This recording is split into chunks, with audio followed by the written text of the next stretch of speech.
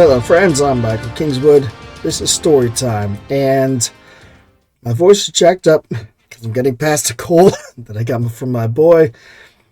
When I get a cold, I have an asthmatic response. It's like, you cough forever, and it destroys my throat. So, if you're wondering why I didn't do a story Saturday this past week, that's why. Fortunately, it's Tuesday. Tuesdays we do Glimmer, Vale, the first book of my fantasy series called the Glimmer Vale Chronicles, which is an awesome series that you should check out. But I didn't read it. We had a voice actor to read it for me, and so you don't have to listen to me hack up a lung. And that's a good thing.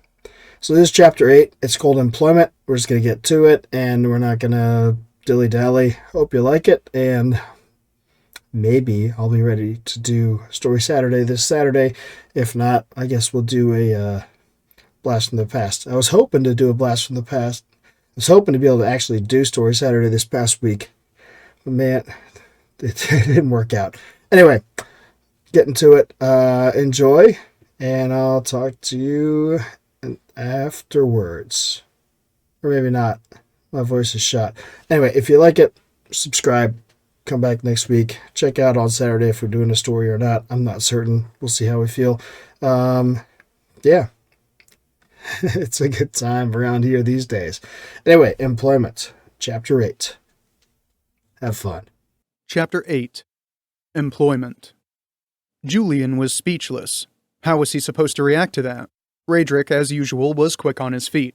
Why don't you start with telling us who this Farzal person is? Mayor Brimley looked disappointed as he sat back in his chair, but the constable's eyes were understanding. In point of fact, Julian could swear the doubt he had seen in the man's eyes faded when Raedric asked the question. What, did he think they were a couple of rank amateurs who would take a job without knowing what it entailed? Apparently he had. Or at least, he had feared they were. Julian wasn't sure which was worse.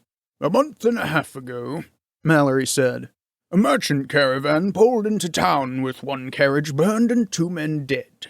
They told of being attacked by robbers in Holbart's Pass. A few days later, a delivery man working for one of the craftsmen in town discovered one of the outlying farmsteads had been burned down. Since then, the attacks have come more frequently, and against larger targets. Last week they hit a farm not far from here, down by the East Flow. A calling card at the scene claimed Glimmer Vale in Farzal's name, and said that unless we paid a regular tribute, things would get worse. Then, 4 days ago, a merchant caravan was completely destroyed on its way through Holbart's Pass. There were only 2 survivors, a lady who managed to escape the battle and a caravan guard who we found barely clinging to life." Mallory's eyebrow rose. "And yesterday, you were attacked. This is the first time we've seen activity from them on that side of the Vale, and it proves they are becoming more comfortable with their position. It's also the first time anyone has managed to defeat them to date." Mayor Brimley spoke again. "Lyttelton lives and dies by the traffic coming through the passes. Our population has dwindled in recent years as merchant traffic has shifted south. If these bandits are allowed to continue unchecked, before long no one will make the transit at all, and we will lose everything we have. We must put a stop to these attacks, and we need your help to do so." "Why don't you just pay the tribute?" Julian asked. Mayor Brimley looked shocked. "Give in to these thugs?" "It's better than being burned out." He shook his head vigorously. "No! Even if we had the funds they demanded, it's a question of honor." "But the fact is, we don't have the money," Constable Mallory interjected.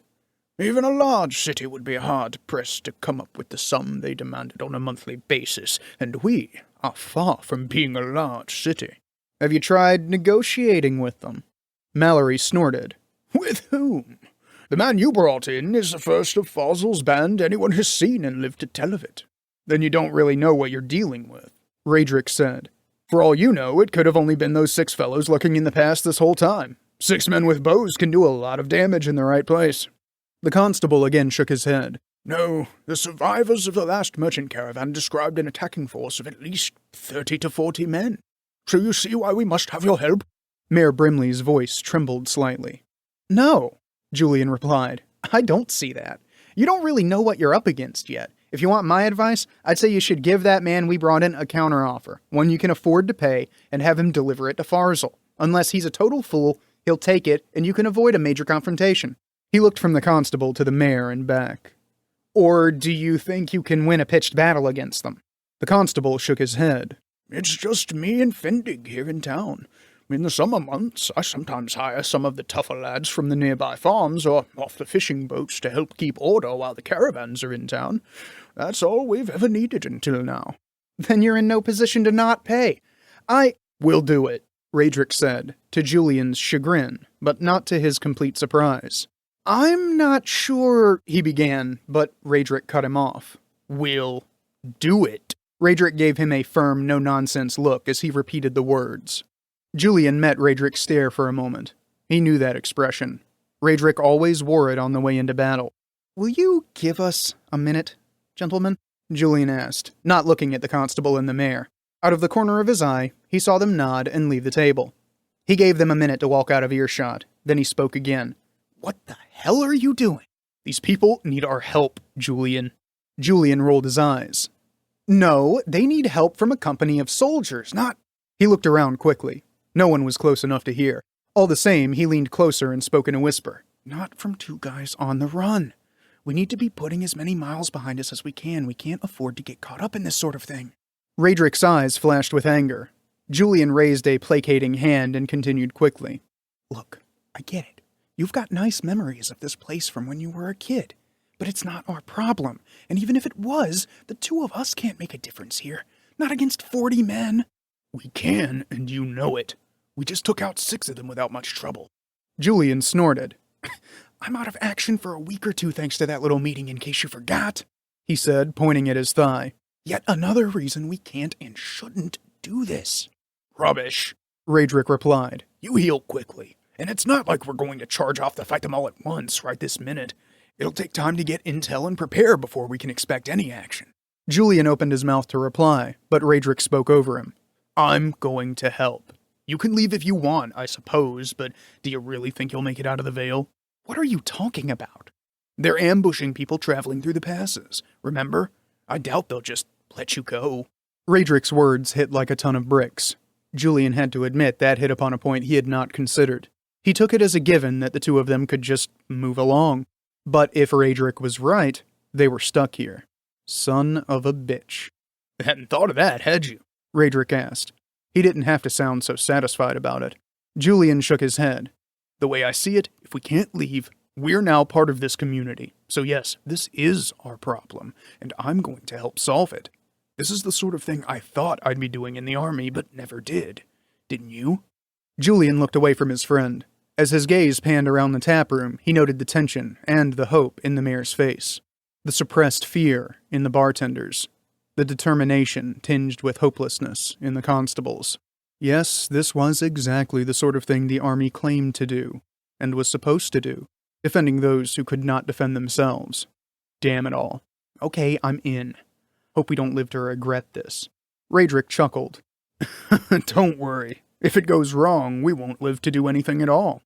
That was not very comforting. All right, I know what you're thinking. You're thinking, hey, Kingswood, I love that story. How can I buy your books? Great question. Here's the answer. Best way to buy my books is to come over to my site, michaelkingswood.com/store. That will bring you to this place, which is my company's store where you can get books, merchandise, all kinds of great stuff that I've set up. And but you're wondering how it works. Well, here, let's check out Glimmer Chronicles, which is my heroic fantasy series that I've talked a lot about. If you haven't read it yet, you really should. It's a super fun series. Everything you would want.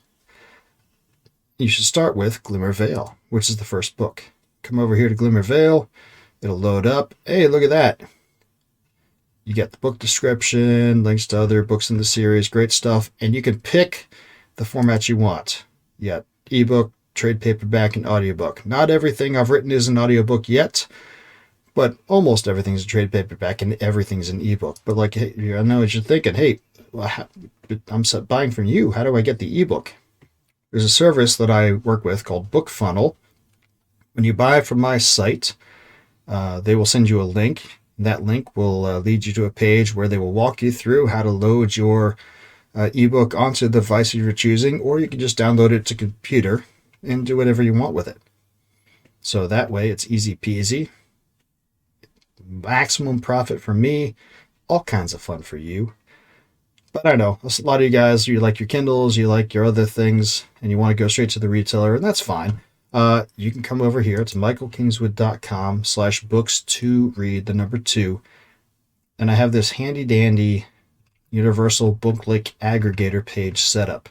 You can scroll through, look at all my stories, all my books, and pick which one you want, and then go from there. Here's how it works. Let's do Glimmer Vale again. So Glimmer Vale, first book in the series, you click on it, you get this thing, you get the book description, you get all other books in the series, and you say, get it now. Okay, get it now. Look what happens. Every retailer where you can find it is here. You can pick the one that you like best and say, okay, cool. Well, let's say I wanted to buy it in, I don't know, let's just say Kobo, because why not? Click on it.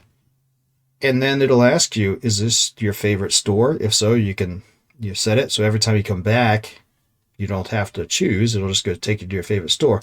But let's just, you don't have to do that. Well, we're going on to Kobo. Booyah. Hey, look at this. Here it is on the Kobo site. People like it. People have bought it. Good stuff. Links to other things of mine.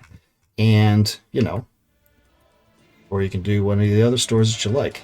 Either way, you get the book you like. I get money. It's all good.